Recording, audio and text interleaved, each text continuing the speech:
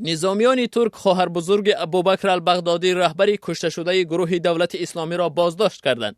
در این باره رسانه‌ها با استناد به مقام‌های بلندپایه ترکیه اطلاع دادند.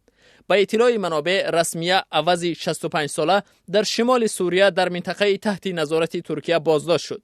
منصبداران ترکیه به خبرنگار رایترز گفتند که هنگام بازداشت رسمیه عوض با شوهر و 5 فرزندش در کانتینر اقامت داشت. خبرنگار رایترز میگوید درباره اهل عائله ابوبکر البغدادی اطلاع زیاد دسترس نیست و او هم امکان نداشته است که در این باره از منبع‌های مستقل اطلاع بگیرد. ابوبکر البغدادی ماه گذشته در نتیجه یک عملیات نیروهای آمریکایی در سوریه خود را ترک کرد. در برابر رسمیه عوض مقامات امنیتی ترکیه عکس شوهر او را همراه با کلینش نشر نمودند. رسانه‌های مربوط به دولت اسلامی مرگ ابوبکر البغدادی را تصدیق نموده تهدید کردند که قصاص میگیرند.